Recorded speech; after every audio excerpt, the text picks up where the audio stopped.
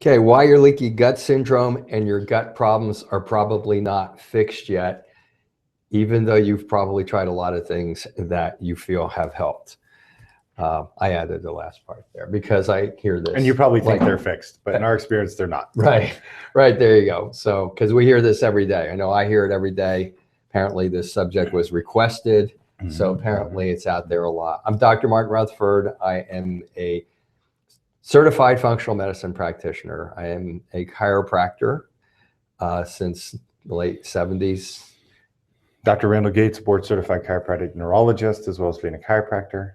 And a while ago, after becoming ill and developing a lot of these issues, I started to investigate and get in contact with people who had started the genesis of the understandings of what eventually evolved into an understanding of chronic pain. Dr. Gates's discipline took chronic pain from a different perspective than what most people take. In fact, I think our presentation today might be good for the lady who wrote us about our Lyme presentation last week, which we appreciated the comment if you're watching.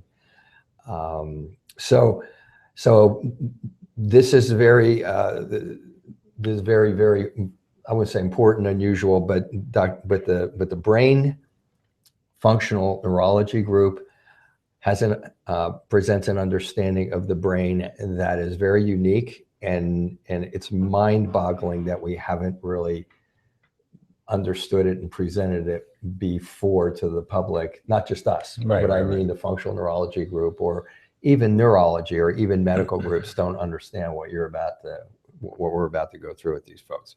So I think it's going to be a very good broadcast today. The brain together with the gut together form kind of a vicious cycle. Yes. And that vicious cycle is one of the handful of keys that we have come to understand in squishing our two disciplines together that are key factors in chronic pain. Almost no matter what type of chronic pain you have, if you have chronic migraines, if you become dizziness, vertigo, if you have chronic gut problems, obviously, if you have fibromyalgia and it's not going away, there are a handful of keys. And today we're going to be talking about one of the main ones. So leaky gut. 5 years ago, if I said leaky gut, people made fun of me. They laughed at me. The doctors rolled their eyes. Yeah, everybody told us how crazy we were and this type of thing. Now today, people come in and tell me, yeah, I think I have leaky gut. I've looked it up. I saw it online. I understand it, doc. I can read, and I did a diet, and I took the enzymes, and I did whatever it was that leaky gut thing was.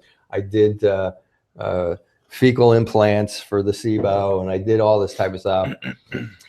But the person is still sitting in front of me with intestinal problems. And so we're going to answer that today. We're going to answer that as to why that is, why the person who came into me yesterday morning, a gentleman who came in yesterday morning said, we eat good. How are you going to help me with diet? So we're going to answer all that, because that'd be a great hangout right there. That You think you eat good. You think you could? Well, we'll get into that a little bit today, Yeah. and then that would be a great hangout. So, overview of today's broadcast.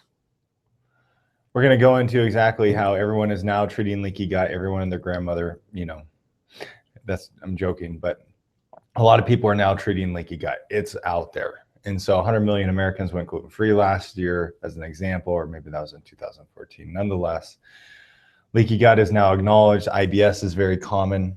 Irritable bowel syndrome is where people have pain and bloating in their gastrointestinal tract. They may have diarrhea, constipation, one or both. And that can affect 20% of Americans, which is just staggering. And then there's this newly acknowledged entity, relatively termed SIBO, small intestinal bacterial overgrowth. Some gastroenterologists are aware of it and they test patients for it in our experience. Other gastroenterologists are a little more resistant to it because it's kind of a new entity. And so these problems are there. And so a lot of Americans, a lot of individuals coming into this clinic are going on certain diets that their doctor is putting them on. And these diets may be good, but they're in our experience, lots of times they're not fixing the entirety of the problem. And today we're going to go into why, because the one neglected piece, even if you're on the perfect diet, is your brain. And it's lots of times a deep part of your brain from the amygdala that's overfiring. It's the fear center. It's the place in your brain that causes you to run from a lion or to fight a lion. And a lot of people come into this clinic, that part of their brain is firing off like a firecracker. And if that's happening, then they're sending abnormal signals to their gut. Their gut is breaking down and it's not going to fully heal. And today we're going to really show you why the neurology is the most important aspect to healing leaky gut, dealing with IBS, or affecting SIBO. So that's the summary. Okay. And to step back just a little bit, as Dr. Gates mentioned, everybody and their grandmother, everybody is doing leaky gut today. And there's a lot of factors with that. Okay. We have been there. We have been to the seminars. We have heard them. The first experience I had with a patient getting off of wheat, we called it wheat at the time, was in 1985. And it was a person who'd been in a car accident, set off a fibromyalgia case, and ended up having every symptom known to womankind. It was a female patient, and got off of wheat on the suggestion of one of my colleagues, not me, but one of my local colleagues. And it was like miraculous. She lost the weight, her pain went away, her joint pain got better, her tissue started to heal, and so on and so forth. You don't have to be a doctor to tell somebody to get off of wheat. You don't have to tell a doctor to get off of gluten. When we first started talking about gluten, we were savaged. It was just unbelievable. We were crazy. We were nutty. It was just, now, of course, now it's a fad. Well, the point I want to make is Dr. Gates talks about SIBO. There is no standard of who can delve out this information. And that has its pluses and its minuses. So don't get me wrong on this, okay? But what the reality is this information is doled out in magazines. It's doled out by a vitamin company who's saying this is the supplement that you should give. It's doled out by somebody who's going to write the next great book because they want to be famous and they want to be the person who's put out this book for that. I'm not going to mention any specific books because I'm not here to grind any axes. But the point being that the data is doled out piece by piece from a variety of different communication areas, whether you're reading it online or whether you're hearing it on Dr. Oz or whether you're reading it in the latest next greatest book that came around, and it's not like that. Okay, leaky gut, your gut problem is not like that. There are multiple vicious cycles and multiple factors that are involved. If you have small intestinal bacterial overgrowth and it's out of control, the possibility of taking probiotics and having some of those good bacteria turn into bad bacteria is pretty substantial. Okay, just to use one. You look at a commercial, I got a gut problem, take probiotics, somebody takes them, they feel better, they tell you to take them, you feel worse. So that's just one tiny small example of multiple factors that Dr. Gates and I, particularly Dr. Gates, are going to go over today as to the complexity of this. But Dr. Gates is going to be talking about one really profoundly important vicious cycle that occurs that has to be broken. If it's there, and it's there in most of our chronic pain patients, if it's there, it has to be broken before other vicious cycles that are in the system that are causing that patient to have fibromyalgia or peripheral neuropathy or chronic migraines or chronic fatigue can be successfully managed. So this is like kind of like the tip of the iceberg, but this is the most common one. And I think it's the most common one because everybody's got okay, I took the diet. I'm eating a vegetarian diet. I'm eating a raw diet. I'm eating the autoimmune diet for paleo diet for I'm eating this, I'm eating that, I'm eating this. I'm eating better than you are going to tell me how to eat. So how are you going to fix my gut? Here's how. Here's how we're going to fix your gut, because it has to be fixed. If you've read any of our stuff or watched any of our stuff, it has to be fixed. So let's talk a little bit more. I just kind of touched on the evolution of leaky gut in a general, very general, very lay form. Let's talk a little bit more specifically about the evolution of leaky gut syndrome, which we used to call intestinal permeability, but even the literature now calls it leaky gut syndrome. We don't like the term.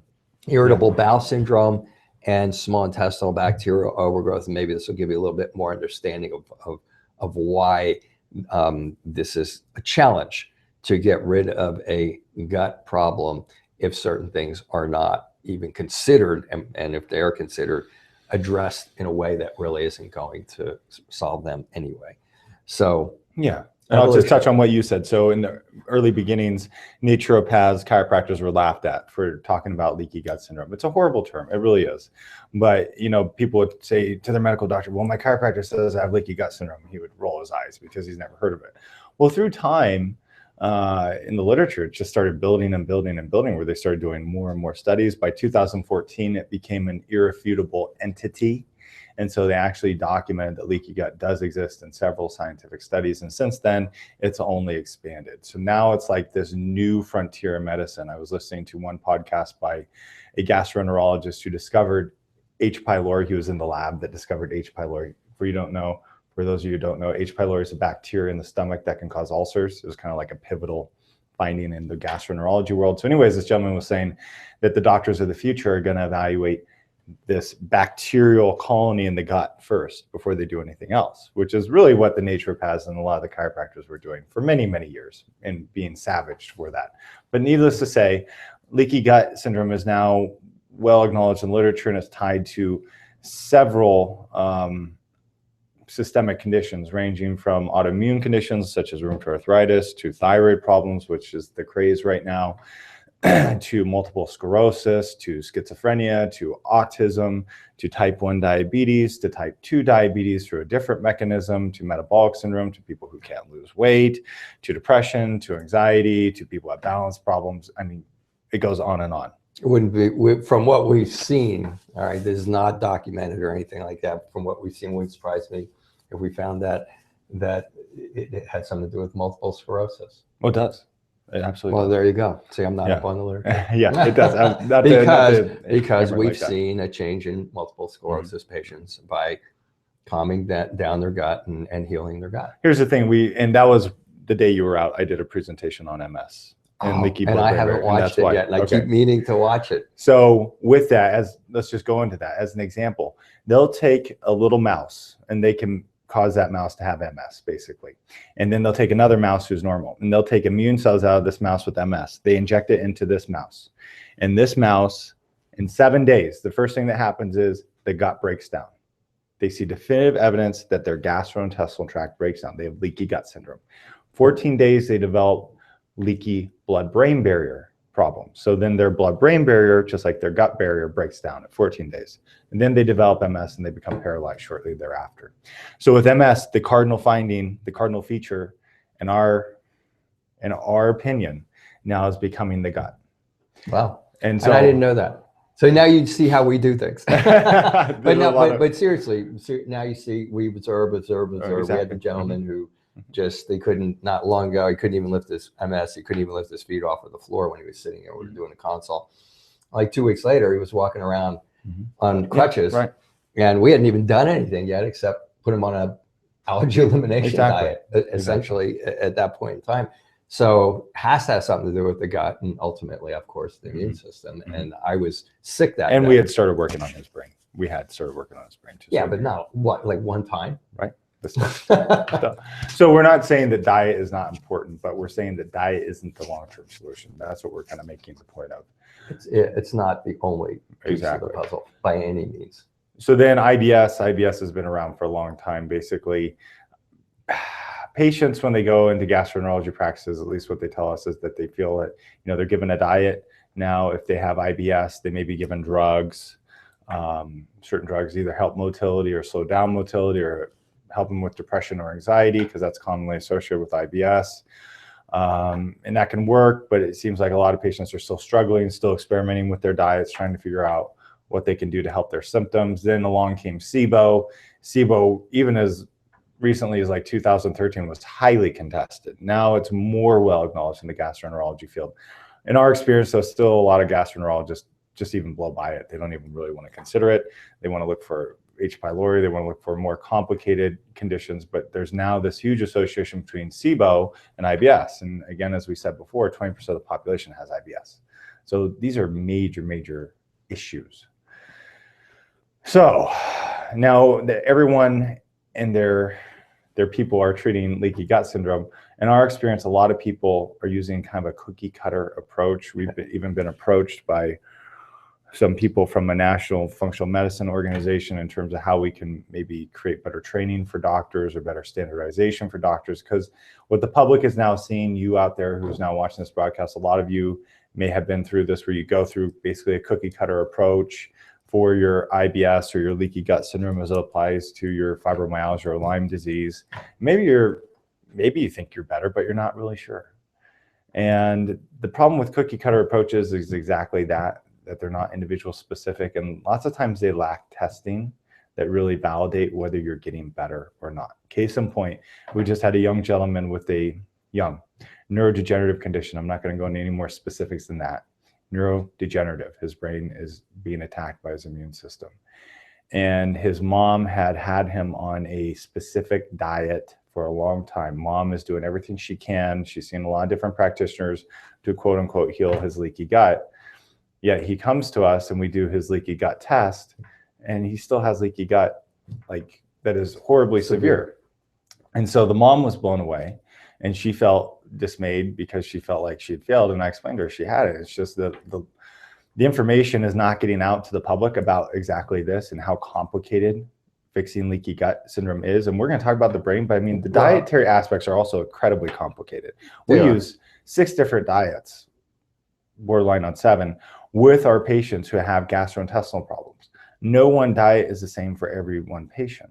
And so some of you may be doing well on autoimmune paleo. Others of you do well on a gluten-free, dairy-free, soy-free diet without food colorants. Others of you are going to do better on a low FODMAP diet. Others of you are going to do well on what's termed the SIBO specific diet. Others of you, we strip your diet down and we start with nothing and introduce foods one at a time and see how you fare with each food, because your gastrointestinal tract can be that sensitive. And until you identify every food intolerance is the best way to say it, you're going to think of it as a food allergy. Until you identify every food that's problematic for you, then your leaky gut syndrome doesn't have a chance of being healed. And we're learning more and more. Let me just say one more thing. We're even finding now that spinach can be bad for leaky gut syndrome, which is just mind-blowing. You think spinach is healthy, but we're now seeing that spinach, for example, is bad for the guts of MS patients. Yeah, and to take that a little bit farther, one of the problems is when people come in and they say, I'm on this perfect diet, I've healed my leaky gut, I've done the leaky gut thing. And I'll say, well, first of all, your main problem is you're just looking at the gut. Second problem is everything he just got done saying. I'll walk through that and walk through the patient and say, first you have to find out what's in the gut. Then you have to find out how to get rid of that. Usually there's an order to it. Then some people respond to some diets, some people respond to other diets, and it's remarkable. But even beyond that, my comment to him will usually be, but to me, the perfect diet is you go through all those diets, you figure out which one's right for that person after you've healed after you've figured out maybe if they have H. pylori, what do they have in there? Do they have small intestinal bacteria over here? You got to figure that out first. Then you got to fix that. Then you got to heal the leaky gut. And oh, by the way, the reason that most people have a consistent leaky gut, even though they've done something in the past and it felt good for a while, is because they haven't looked elsewhere. And the elsewhere that Dr. Gates is going to talk about right now, it's an overfiring sympathetic nervous system. And this also goes to the gal who kindly wrote us last week about the Lyme. We really probably should have prepared a little bit more for the Lyme than last week, relative to being a little bit more, given a little bit more data on how much we actually understood that whole Lyme process. We had a really nice communication. Yeah, we've done previous broadcasts on it though too. I know what you're saying. But I mean, just so you know, we're getting comments, we're getting attacked from both sides on it because people weren't really listening to us. We have people on the CDC side who are saying, well, Lyme can't be transmitted through intercourse. Right. We're getting those sorts of comments. Then we're getting barrage from the Lyme literate medical doctor group as well. So awesome. I don't know that we could really win, except that we made our point. Okay. And that Lyme disease is an autoimmune problem. That's what we're talking about right now. Lyme disease is an autoimmune problem. Okay. So I diverted it there. We'll divert back to gut problems. Are gut problems plus brain problems. Yeah. Plus brain problems. And this is for sure. Okay. And this is where the main thing is going to. So what I'll tell people is, even if you've done all the right things for your gut to this point in time and you still have a problem, here's why. Exactly. And so the why is because it's your brain. Everybody in the literature now, so it's coming out more and more, where they're discussing the brain and its relationship to the gut. So first, it's like everybody had this epiphany about the gut and how the gut affects everything. Like I mentioned, how it affects autoimmune disease and diabetes and blah, blah, blah. And so they start talking about the gut-brain axis, the gut autoimmune axis, the gut metabolic syndrome axis, how the gut's just affecting everything in the body. Brain. And so everybody's saying, wow, this is amazing. But then they start going back and really looking at all the data, and what's causing the gut to be a problem is actually the brain in the first place for most people. Think about when you're nervous. Think about when you're a kid. Yeah, you feel think about if you were going to give a presentation, or you're going to play a sport, or whatever. Maybe you're going to have to confront somebody that you want to confront over an uncomfortable situation. What happens? You get butterflies in your stomach. We're talking about that mechanism on steroids, right? On big steroids. Okay, we're talking about like almost like post-traumatic stress syndrome type of stuff, but it's that same mechanism. Just so many of you are not aware of it, because so many of you, because it's our society, and it's not entirely bad, but I'm not saying it's good either, but you've been exposed to trauma in childhood and you just got to suck it up. Nobody really wants to hear your story. We're not saying we don't want to hear your story, but you probably feel like no one really wants to hear your story. So you just got to buckle up and get through life, no matter what happened in childhood, or if you had bad relationships. I mean, the stories we hear in our clinic are just disgusting and crazy. And so people have been through all these stressful circumstances, and they're now showing that if you've been through stressful circumstances in childhood, the one thing that you're predicted to have is a irritable bowel syndrome, or a gastrointestinal problem, as I stuttered there. So that's what you're predicted to have. Now, there are associations between childhood trauma and anxiety, and childhood trauma and depression, but the strongest correlation is to a gastrointestinal problem. Because when we've been through trauma in childhood, the fear center in the brain that I mentioned earlier in the broadcast becomes learned, it becomes stronger, it can actually grow new brain cells. And so now it starts firing off these fear-based responses at a higher level. Even when you're relaxing, it's maybe revving at 4,000 RPMs rather than 2,000 RPMs, where it should be. And those signals are going to your gastrointestinal tract. And these signals go throughout our entire body. So it's preparing you to fight the lion, even though you have nothing to be worried about at that moment in time. And then as a result, juices, gastrointestinal secretions, gastrointestinal juices, as some people refer to them, enzyme production slows down, acid production slows down in the stomach. And so this can precipitate all these microbial factors that are seen with leaky gut and irritable bowel syndrome and SIBO. These can precipitate motility changes, which is the thing you got to get. So motility is affected when your brain is in this state. So you may either get too much motility or too little motility. Both are bad. If you have too little motility, well, guess what? You're going to grow too many bad bacteria, which is SIBO. If they make methane, then you're going to get more constipation. And so you're going to take more drugs for your constipation, and you won't be able to fix the problem because it's coming from your brain. Maybe you can fix the problem by taking rifaximin, but we will tell you now that since SIBO has become acknowledged, and more gastroenterologists are treating this, and they'll use this drug called rifaximin, which does work temporarily, but then we see patients who just have to keep coming back in to get more rifaximin. And trust me, it is not cheap, especially if your insurance company is not paying for it. And then ultimately everybody just throws up their hands, or the SIBO that grew back now turns into a different form of SIBO that causes diarrhea, and that can be pretty horrible. And again, the whole problem's up here. They're now seeing patients who have had traumatic brain injuries, people who are football players, boxers, those who fall off a slide when they're a little kid. They can hit their head, and the first thing they see now is that they get leaky gut syndrome. The first thing. And now they're discussing in the literature that the first line intervention for patients who hit their head and have a concussion is you have to give them a drug that blocks stress hormones so that they don't develop leaky gut syndrome. It's pretty phenomenal. Yeah, this is the patient that comes in, you're the patient that comes in, I think digestive enzymes, I really felt good, and then now it's not good. Or you're the patient who comes in, my gallbladder is gone because your gallbladder stopped working because this started causing issues with the enzymes, and it started going up into your gallbladder, and your gallbladder is gone. From a more direct perspective, you're the patient who can't fall asleep. You wake up in the middle of the night, you can't go back to sleep because your brain's going a million miles an hour. From a more clinical perspective, you're the patient who is, everybody thinks is stressed out of your mind, but you're kind of not.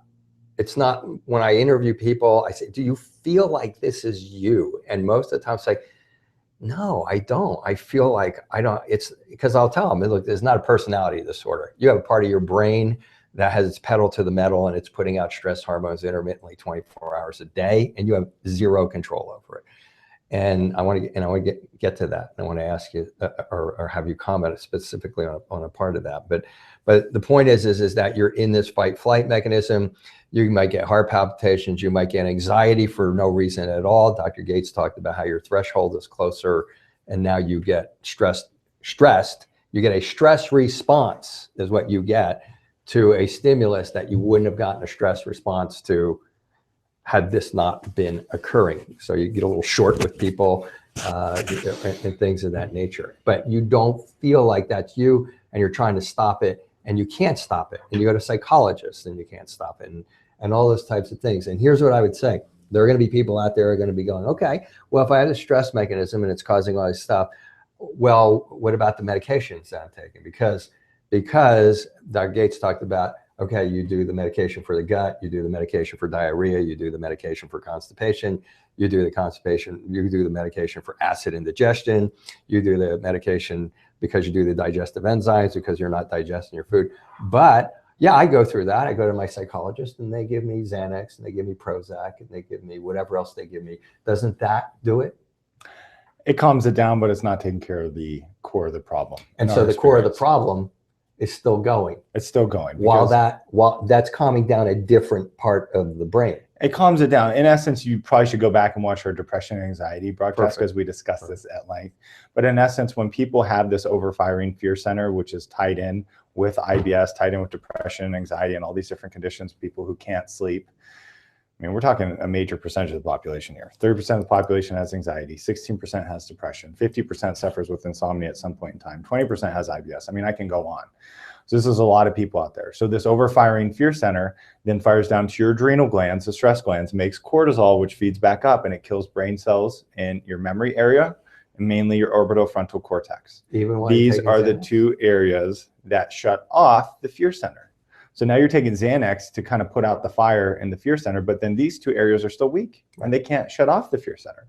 So that's why this just keeps going. It keeps going. And your gut keeps getting the same signals, and you change your diet and you tell us, I'm on the perfect diet, as you scream at us, but you still have leaky gut syndrome. And this is a huge reason as to why. Also, I want to interject that a lot of people, even when they're on their current perfect diet, lots of times they do introduce foods that are not necessarily good for the bacteria in the gut as well. And you have to realize that as an American population, we have problems in our guts. We have problems in terms of the gastrointestinal bacteria. It seems like the bacteria of Americans have become deranged. And so this is a lifelong battle that we're now fighting. I do think it's spreading out, though. We do see people from other countries. Oh, absolutely. And I'm surprised at listening to them that it seems like we're exporting our medical... Don't say it, don't say it. Okay. Yeah. So inside joke, kind of. So anyways, we're seeing these problems in Americans, and you just have to know that your gut is likely different than it should be at this point. And I mean, you can cry till the cows come home, but you may not be able to eat rice again. Just saying, as one example, you may not be able to, because if you eat rice and it's going to grow back these bad gut bacteria, even when we calm down this fight-flight response, your gut bacteria may love to eat rice, as an example. I'm not knocking rice. I could say tomatoes too. And so that's the point. I feel like we've delivered the point. You told me not to say anything, so I'm not saying anything. But that's it. Look, if somebody, frontal lobe control. Yeah, this is excellent. If somebody comes into me, if somebody comes in, I do the intakes. They start telling me they got a leaky gut. They start telling me, hey, I did this. I removed all my foods. By the way, you've removed all your foods. You've removed all your allergens. If you tell me that you removed all your allergens because you have an allergy test that tells you that this is what you need to remove, we'll probably say we don't find any of those tests to be consistent. But let's just say that the test was right. and let's just say that you removed all the foods, and let's say you did a leaky gut syndrome diet, and let's say for you did all of the exact right things. If the cause of your leaky gut is this overfiring sympathetic nervous system flooding your system with cortisol 24 hours a day off and on, it's coming back. And so that is where, that was a huge breakthrough for us, not just on leaky gut, but this was a huge breakthrough for us on chronic pain. Okay, when we finally were sitting there at breakfast one day, I went, it isn't that folks are stressed. It's that they have post-traumatic stress syndrome. And the types of things that Dr. Gates didn't mention, childhood traumas, are verbal, physical, sexual abuse, divisive divorces, alcoholic parents being abusive. It could be verbally abusive over a long period of time. It can be an abandonment issue. It could be that you could never do anything right, and you never, it can be all those things. Look, parents are parents. It doesn't come with like a here's how to do it manual. People, I feel badly. I mean, I feel badly about that, and it's bad that it happened, and it's there, and it's a trigger, and some people need that we treat in addition to the brain work that Dr. Gates does, and the functional medical work that is done here also by Dr. Gates at this point in time. Even with that, sometimes we use the aid for those of you who are anti-hypnotherapy, we use the aid of a very talented clinical hypnotherapist. We are totally all over counseling. There are people we won't treat because their overfiring sympathetic nervous system is so severe that we need them to go under counseling and or do this so that it calms down all the stress hormones while we're doing the gut. Because if we're doing the gut and we're flooding it with stress hormones at the same time, guess what? You're not getting better. And we even work with a functional psychiatrist who is a gentleman who is phenomenal gentleman who understands that these are functional problems, that his patients are not crazy, they're not weak, they don't need to pull up their bootstraps. They probably need to be with him to the degree that he gets them through the point where they don't want to commit suicide, while we're able to try to get the rest of this stuff done. That's a little bit more the practical complexities of what you're dealing with. And I think a lot of you would probably cognite on that, because this is what I do every day. And people, for the most part, go, oh, that makes all the sense in the world. And why? Because that's what's happening. Every one of you has a bad gut. Virtually every one of you has a bad gut. Is stressed out of your mind. But it's not you being stressed, and it's not that you can't handle stress. Something put the pedal to the metal on your midbrain where this fight-flight syndrome is, and the brake is not working. And the idea is to get that thing calmed down. That's my addition to the conclusion. Just kind of from a practical perspective. I like it. I think we covered it. Okay, so we covered that. And so that's why, I mean, going on a gluten-free diet is not going to probably fix your leaky gut syndrome for the most part. For those of you who have severe chronic autoimmune problems. But if you go on a gluten-free diet and you feel better and then you don't, it doesn't mean go back on the gluten. It means several of these other factors are present, and that you need to start looking to see if you have cross sensitivities to gluten. Do you have a leaky gut? Have you developed food sensitivities to other foods? And as outrageous sometimes as spinach, that's kind of the deal with the gluten. And everybody thinks of these foods from a food allergy perspective, but there's a food bacterial relationship too that is not commonly thought of. It's only kind of talked about relative to IBS, but we have found that to be even more profound, because you can be eating foods and you feel fine eating them. There's a couple in our experience where people feel fine. It takes about a month for them to regrow these pathogenic bacteria in the gut. And then all of a sudden their problems start coming back. They start gaining weight, they start having insulin resistance, and blah, blah, blah. So yes, this is a complicated issue. And that's why when you think that you've healed your leaky gut, you probably haven't. Okay, you heard it here first. All right. For any more questions, go to powerhealthtalk.com. If you want to have other ideas on Hangouts that you want us to talk about, let us know. Yeah. We really appreciate it. We want to talk about what you want to hear about. And thanks for watching. Yep. See you next week.